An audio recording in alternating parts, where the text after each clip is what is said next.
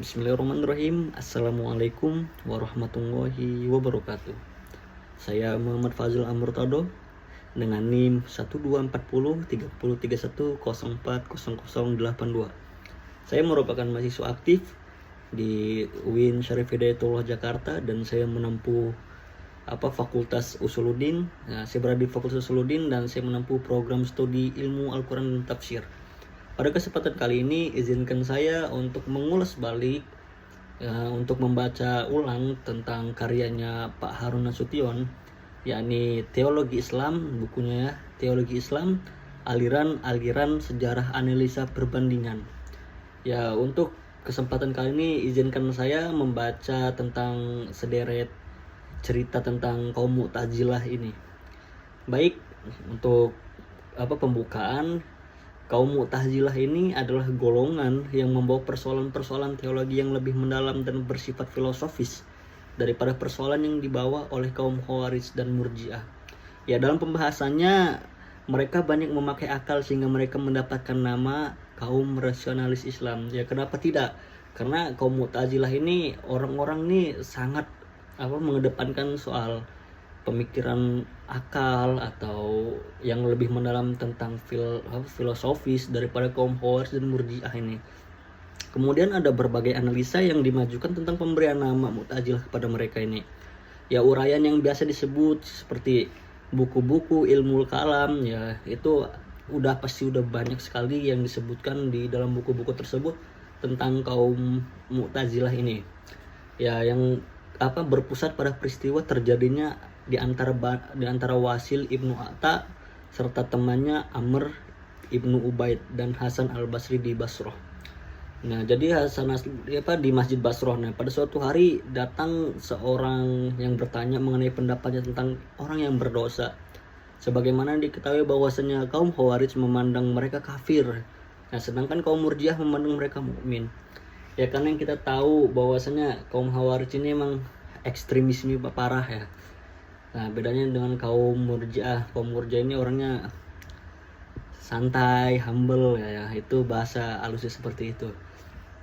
Kemudian Wasil mengeluarkan pendapatnya sendiri dengan mengatakan, saya berpendapat bahwa orang yang berbuat dosa besar ini bukanlah mukmin dan bukanlah kafir. Jadi Wasil ini berkata bahwasanya orang yang berbuat dosa besar ini bukanlah mukmin dan bukanlah kafir. Jadi di tengah-tengah di antara pandangan kaum Khawarij dan kaum Murji'ah. Nah, kemudian ia berdiri dan menjauhkan dirinya dari Hasan al-Basri. Pergi ke tempat lain di masjid. Di sana ia mengulangi pendapatnya kembali. Kemudian atas peristiwa ini Hasan al-Basri mengatakan, Wasil menjauhkan diri dari kita. Tazalana anna. Ya, dengan demikian ya ia serta teman-temannya datang ke Al-Syahrastani, disebut dengan kaum Mu'tazilah. Nah, dari situlah awal mula terjadinya pembentukan kaum ini. Sebenarnya bukan pembentukannya, tapi mereka yang sepakat dengan pola pikir daripada Wasil tadi ya. Karena ketika orang yang berbuat dosa besar, mereka menganggapnya mereka itu bukan kafir dan juga mereka itu bukan mukmin, jadi di tengah-tengah gitu.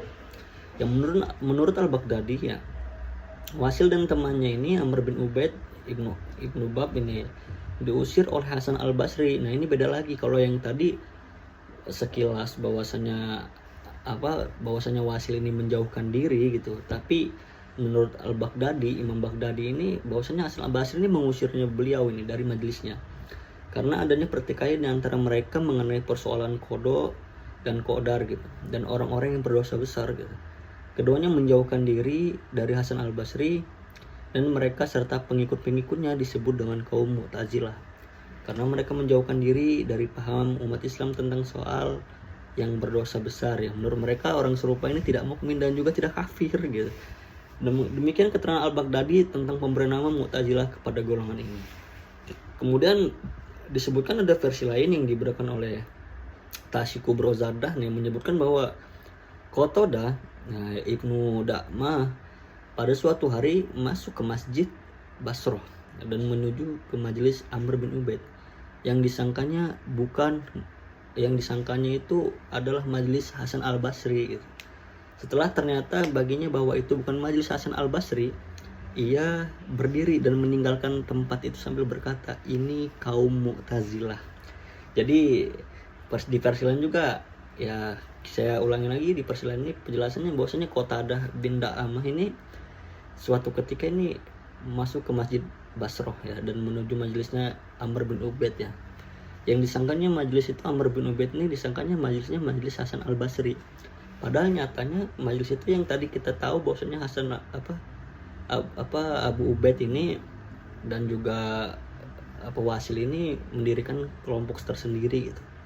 Dan kemudian dia menyangka bahwasanya ini majelis Hasan Al-Basri, kemudian dia tidak membenarkan bahwasanya ini bukan majelis Hasan Al-Basri kan, kemudian langsung meninggalkannya sambil berkata ini kaum Mu'tazilah. Semenjak itu kata Tasi Zada Kubro ini mereka disebut kaum Mu'tazilah. Jadi Al-Mas'udi memberikan keterangan ini dan lagi, yaitu dengan tidak mempertalikan pemberian nama itu dengan peristiwa pertikaian paham antara Wasil dan Amr dari satu pihak dan Hasan Al-Basri dari pihak lain.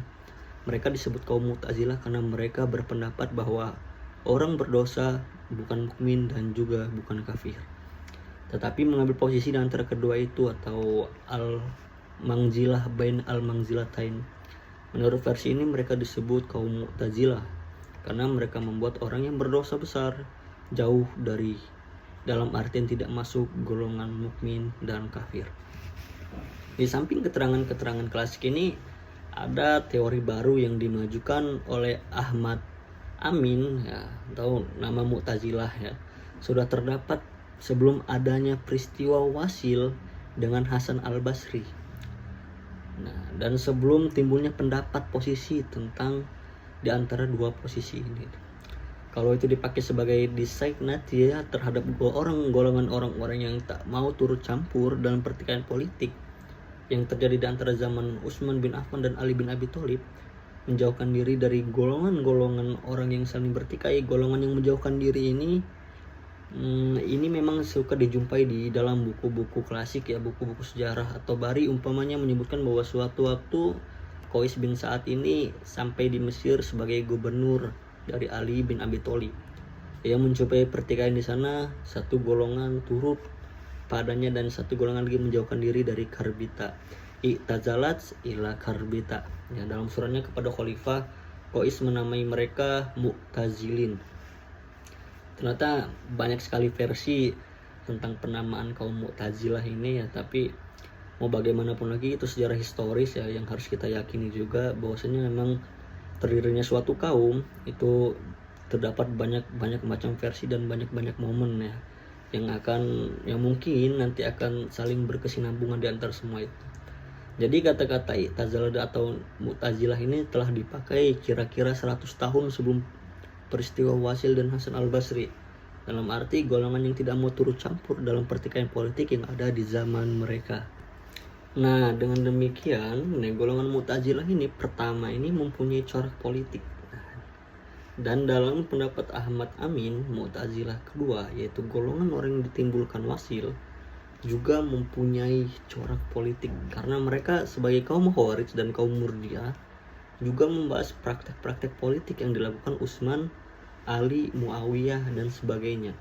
Perbedaan antara keduanya ialah bahwa Mu'tazilah kedua mendapatkan persoalan-persoalan teologi dan falsafat ke dalam ajaran-ajaran mereka dan pemikiran-pemikiran mereka. Itu bedanya. Kemudian seorang orientalis Itali mempunyai pendapat yang hampir sama dengan Ahmad Amin ya. Berdasarkan pada versi Mas'udi tersebut, sebelumnya ia berpendapat bahwa Mu'tazilah sebenarnya tidak mengandung arti memisahkan diri dari umat Islam. Ya gimana ya, dia berpendapat bahwasanya sebagai yang terkandung dalam versi diberikan oleh Syekh Harstani, Al-Baghdadi dan Tasi Kubro Zada. Tapi sebaliknya nama itu diberikan kepada mereka karena mereka menurut versi Mas'udi merupakan golongan orang yang terdiri netral di antara Khawarij dan Murji'ah tadi. Ya, yang memandang sebagai Utsman, Ali, Muawiyah dan orang-orang besar lainnya itu. Karena itu Nalino berpendapat bahwa golongan Mu'tazilah kedua mempunyai hubungan yang erat dengan Mu'tazilah pertama gitu. Lebih lanjut ia mengatakan bahwa golongan Mu'tazilah kedua adalah lanjutan dari golongan Mu'tazilah yang pertama.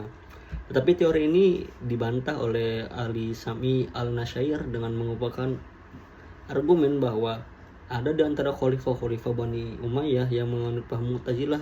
Bani Umayyah termasuk dalam salah satu golongan yang bertentangan dengan kaum Khawarij dan yang dipandang oleh kaum Mu'tazilah sebagai orang yang berdosa dan akan kekal dalam neraka.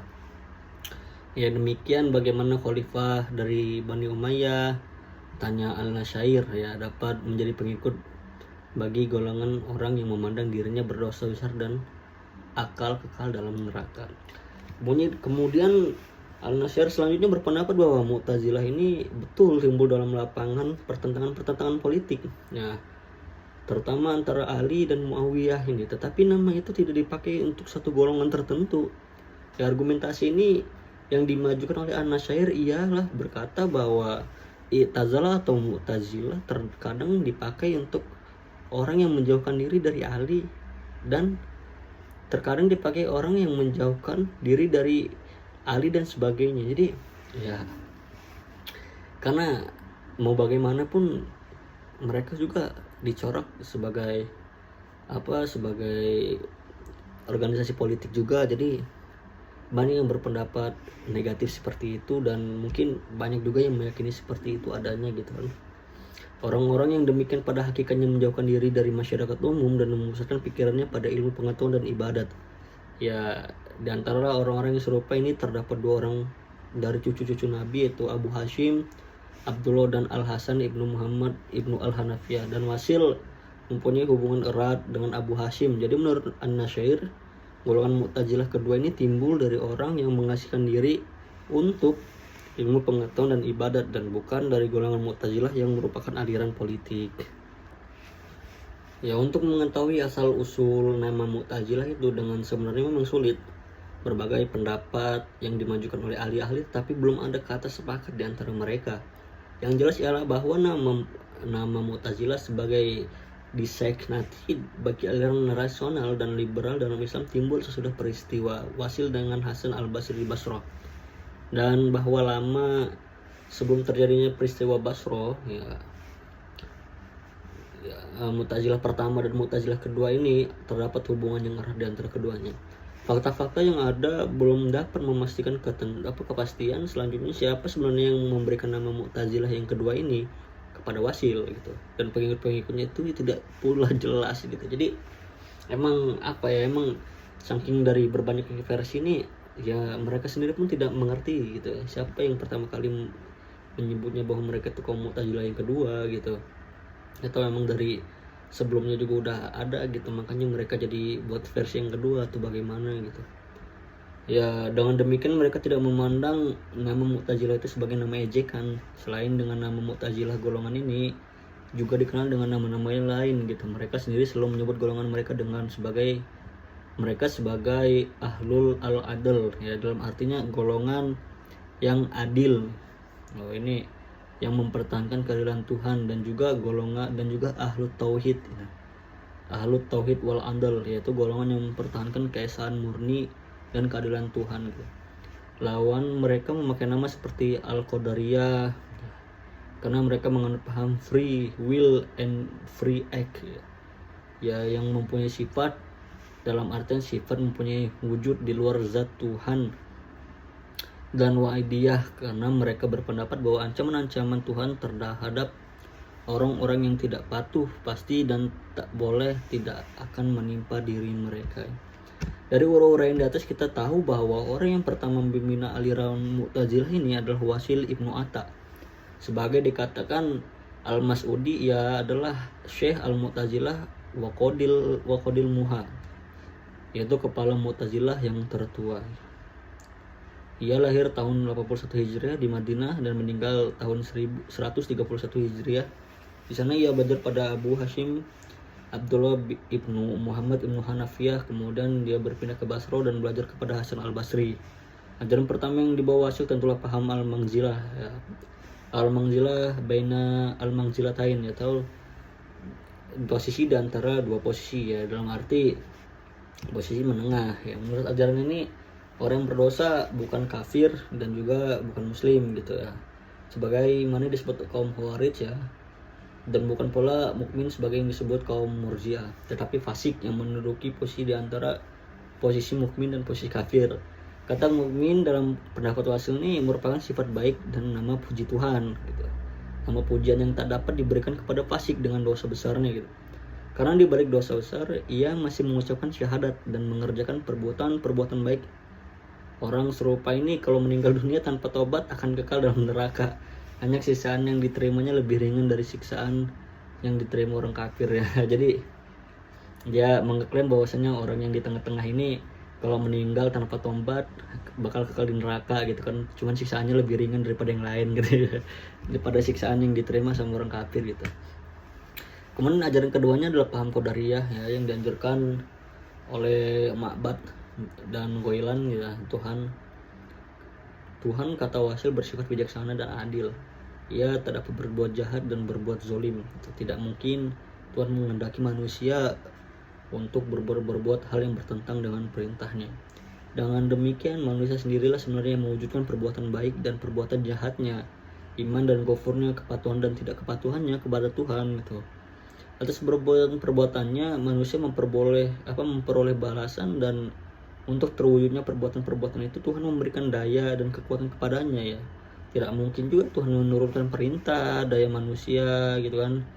Nah, perintah pada manusia untuk berbuat sesuatu kalau manusia tidak mempunyai daya dan kekuatan untuk berbuat. Misalnya, Tuhan tuh tidak akan menyuruh kita untuk memberantas hal yang gaib seperti memberantas jin gitu atau memberantas setan gitu. Karena kita tuh tidak ada kekuatan untuk memberantas itu gitu. Jadi Tuhan tuh menyuruh kita dia mengklaim bahwa Tuhan tuh menyuruh kita mengerjakan hal-hal yang baik seperti beribadah kepadanya gitu kan.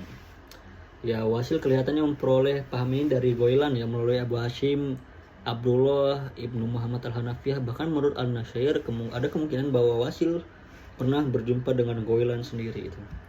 Ajaran Wasil yang ketiga mengambil bentuk peniadaan sifat-sifat Tuhan, dalam artian bahwa apa-apa yang disebut sebagai sifat Tuhan sebenarnya bukanlah sifat yang mempunyai wujud tersendiri di luar zat Tuhan, tetapi sifat yang merupakan esensi Tuhan. Nah, gimana ya?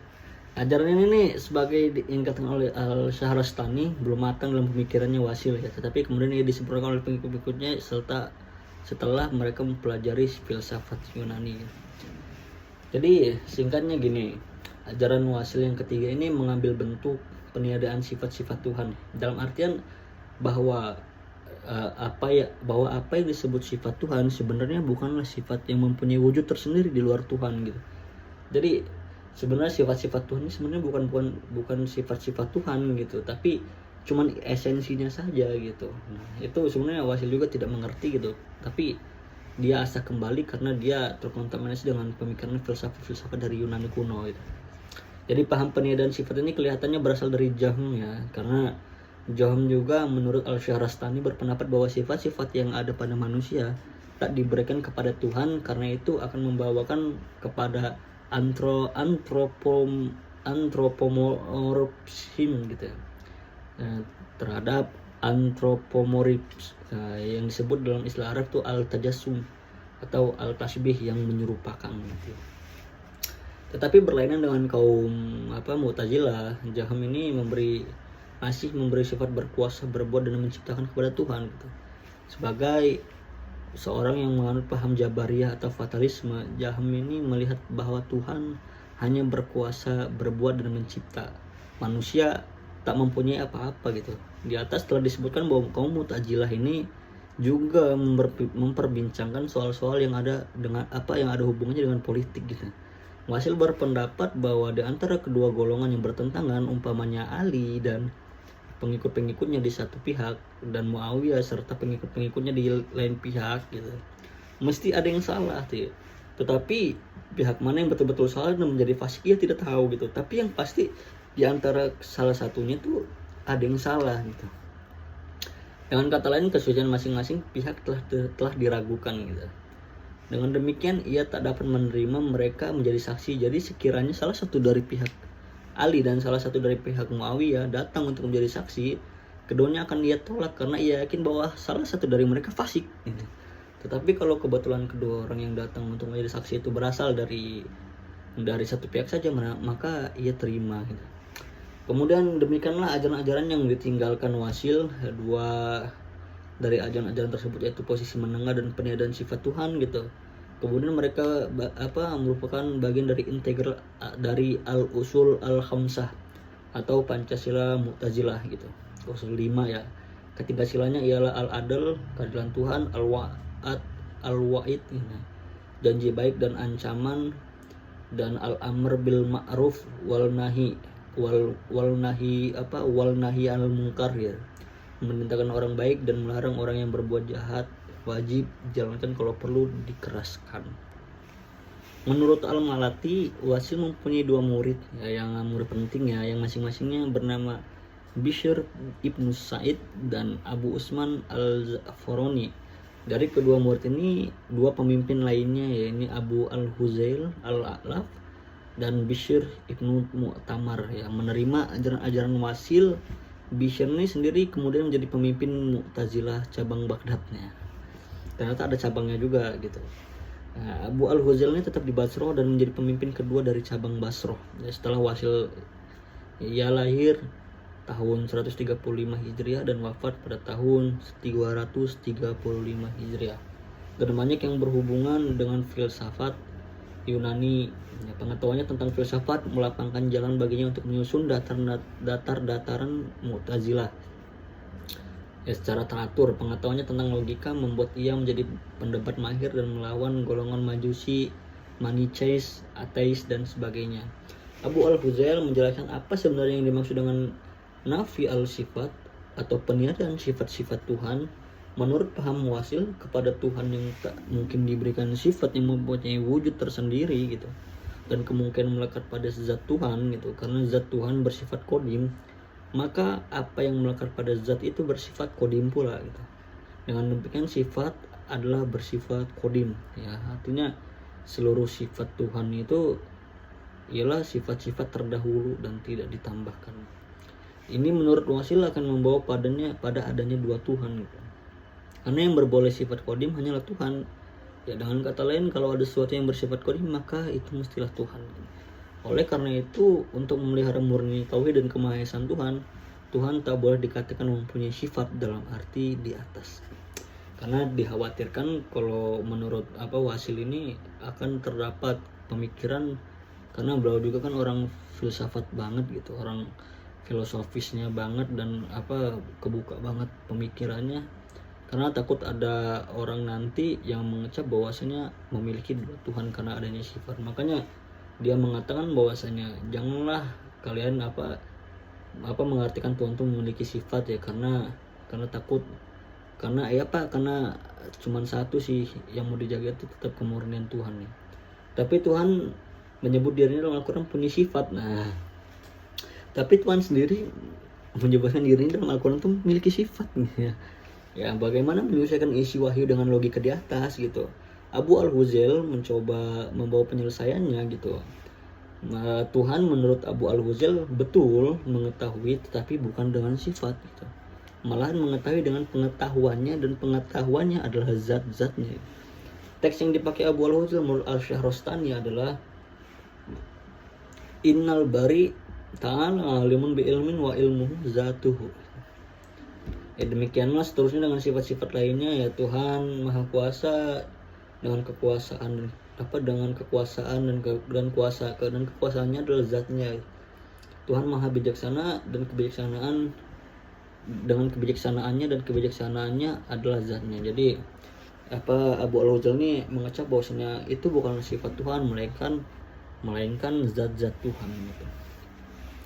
Dengan jalan ini Abu al-Huzail mencoba mengatasi persoalan adalah Tuhan lebih dari satu. Kalau dikatakan Tuhan mempunyai sifat yang berwujud sendiri di luar zat, dengan membuat sifat Tuhan adalah zat Tuhan gitu. Persoalan adanya yang kodim selain dari Tuhan menjadi hilang dengan sendirinya. Inilah yang dimaksud kaum Mu'tazilah dengan nafi al-sifat atau peniadaan sifat gitu.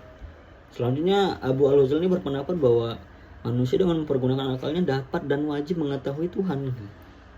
Oleh karena itu, kalau manusia lalai dalam mengetahui Tuhan gitu, ia wajib diberi ganjaran gitu. Manusia mengetahui yang baik dan yang buruk. Oleh karena itu ia wajib mengerjakan perbuatan-perbuatan baik seperti bersikap adil, bersikap berkata benar gitu, dan wajib menjauhi perbuatan-perbuatan buruk seperti dusta atau bersikap jolim. Dalam hal ini Abu Huzail nih mengatakan kelihatannya dipengaruhi oleh filsafat Yunani yang mengagungkan kekuatan akal gitu. Ya karena mau bagaimanapun emang dari dulunya emang kaum Mu'tazilah ini, kaum penengah ini emang dilandaskan dengan pemikiran teori akal ya, dan menjaga banget kesucian dan keesaan Tuhan gitu. Ya Tuhan menciptakan manusia bukan karena ia berhajat pada mereka, tapi karena hikmah lain gitu, dan Tuhan tidak menghendaki satu ajaran lain yang penting dalam aliran Mu'tazilah, yaitu paham al-sahal wal aslah, yaitu dalam artian Tuhan wajib mewujudkan yang baik, bahkan yang terbaik untuk kemaslahatan manusia. Tuhan sebenarnya dapat bertindak zalim dan berdosa terhadap manusia, tapi mustahil Tuhan berbuat demikian, perbuatan demikian mengandung arti tidak baik, dan Tuhan dengan zat yang maha sempurna tidak bisa berbuat yang tidak baik. Perbuatannya semuanya wajib bersifat baik. Demikianlah beberapa dari ajaran-ajaran yang dibawa Abu Al-Huzail yang ada hubungannya dengan pembahasan ini gitu. Dan kemudian banyak ajaran-ajarannya atau banyak pendapat-pendapat yang dikemukakan oleh tokoh-tokoh Mu'tazilah ini ya, emang pendapatnya nih berdasarkan dengan logika mereka, dan ya intinya dilandaskan dengan dengan mengetengahkan gitu semua perkara gitu. Dari mereka itu ada di sisi tengah-tengah di antara kanan dan kiri gitu. Jadi mereka tuh di tengah-tengah dan berlandaskan dengan logika gitu. Ya seperti Abu Huzail tadi, ini ada Al-Nazam ya sebagai dikatakan bahwa kaum Mu'tazilah berpendapat bahwa Al-Quran yang dalam istilah teologi dalam ilmu kalam dari kalamullah bukan kodim atau kekal, tetapi hadis dalam arti baru dapat diciptakan Tuhan. Al-Nazam memberi penjelasan tentang apa yang dimaksud dengan kalam atau sabda Tuhan. Kalam adalah suara yang tersusun dari huruf-huruf dan dapat didengar, apa yang kita pelajari gitu di jurumiyah gitu. Kemudian suara bersifat baru gitu, bukan bersifat kekal dan adalah ciptaan Tuhan gitu. Inilah yang dimaksud dengan Mu'tazilah dengan Al-Quran diciptakan dan bukan kekal gitu. Jadi bagaimanapun memang pendapatnya ya tidak seperti apa yang kita tahu, karena memang ini oposisi ya, pihaknya oposisi gitu ya. Kemudian seorang pemimpin Mu'tazilah lain ialah Mu'ammar ibnu Abbad yang hidup semasa dengan Abu Huzail dan Al-Nazam. Menurut pendapatnya, Al-Arad atau asiden adalah kreasi benda-benda materi itu sendiri dalam bentuk natur, seperti pembakaran oleh api dan pemanasan oleh matahari, atau dalam bentuk pilihan ikhtiar ya, seperti antara gerak dan diam, berkumpul dan berpisah yang dilakukan oleh binatang. Ini menggambarkan bahwa naturalisme dan kepercayaan pada hukum alam yang memang terdapat dalam kalangan Mu'tazilah. Memang banyak sekali mereka ini, tapi mau bagaimanapun ini sempat ditolak ya pemikiran kaum Mu'tazilah ini, karena beda dengan paham antara kaum Murji'ah dan Khawarij yang populer pada masa itu ya. Kemudian mengenal peniadaan sifat Tuhan ya, Al-Jubai ini berpendapat bahwa Tuhan mengetahui melalui esensinya, demikian pula berkuasa hidup melalui esensinya dalam teks Arab yang disebut alimun lidzatihi qadirun hayyun lidzatihi. Ya seperti apa yang disampaikan tadi, bahwasanya mereka ini menganggap bahwasanya Tuhan itu tidak memiliki sifat, tapi semua itu dari esensi atau zatnya itu. Mau Allah itu maha tahu itu karena esensinya, bukan karena sifatnya gitu. Pokoknya mereka tuh tidak menyamakan gitu. Kan yang memiliki sifat hanyalah makhluk hidup gitu. Jadi mereka tidak mau menyamakan atau tidak mau menggabungkan Tuhan dengan makhluk-makhluk hidup yang lainnya gitu. Kemudian Al-Hayyat dalam membahas soal-soal sifat mengatakan bahwa kehendak bukanlah sifat yang melekat pada zat Tuhan, dan pula Tuhan berkehendak bukan melalui zatnya gitu. Jika dikatakan Tuhan itu berkehendak, itu berarti bahwa ia mengetahui dan berkuasa dan tidak dipaksa melalui perbuatan-perbuatannya. Dan kalau disebut Tuhan menghendaki perbuatan-perbuatannya, itu berarti bahwa ia menciptakan perbuatan-perbuatannya itu sesuai dengan pengetahuannya. Nah, ini ada yang tentangnya.